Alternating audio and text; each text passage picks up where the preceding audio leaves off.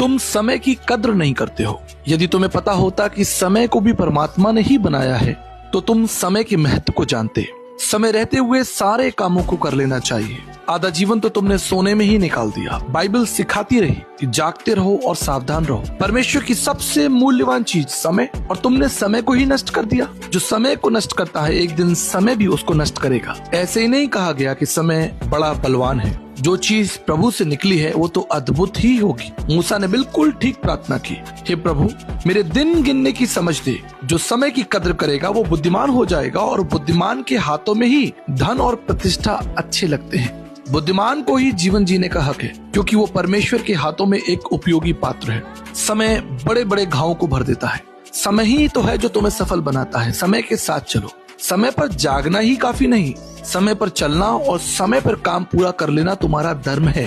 प्रभु यीशु मसीह ने समय का भरपूर उपयोग किया। वो ठीक समय पर पहुंच जाते थे जहां उन्हें होना चाहिए, तभी तो उनका व्यक्तित्व प्रभावशाली हुआ। तुम भी उनके समान चलो और ठीक उस स्थान पर पहुंच जाओ जहां तुम्हें होना चाहिए।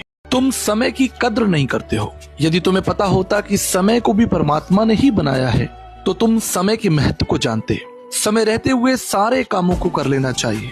आधा जीवन तो तुमने सोने में ही निकाल दिया। बाइबल सिखाती रही कि जागते रहो और सावधान रहो। परमेश्वर की सबसे मूल्यवान चीज समय, और तुमने समय को ही नष्ट कर दिया। जो समय को नष्ट करता है एक दिन समय भी उसको नष्ट करेगा। ऐसे ही नहीं कहा गया कि समय बड़ा बलवान है। जो चीज प्रभु से निकली है वो तो अद्भुत ही होगी। मूसा ने बिल्कुल ठीक प्रार्थना की, हे प्रभु मेरे दिन गिनने की समझ दे। जो समय की कद्र करेगा वो बुद्धिमान हो जाएगा, और बुद्धिमान के हाथों में ही धन और प्रतिष्ठा अच्छे लगते हैं। बुद्धिमान को ही जीवन जीने का हक है, क्योंकि वो परमेश्वर के हाथों में एक उपयोगी पात्र है। समय बड़े बड़े घावों को भर देता है। समय ही तो है जो तुम्हें सफल बनाता है। समय के साथ चलो। समय पर जागना ही काफी नहीं, समय पर चलना और समय पर काम पूरा कर लेना तुम्हारा धर्म है। प्रभु यीशु मसीह ने समय का भरपूर उपयोग किया। वो ठीक समय पर पहुंच जाते थे जहां उन्हें होना चाहिए, तभी तो उनका व्यक्तित्व प्रभावशाली हुआ। तुम भी उनके समान चलो और ठीक उस स्थान पर पहुंच जाओ जहां तुम्हें होना चाहिए।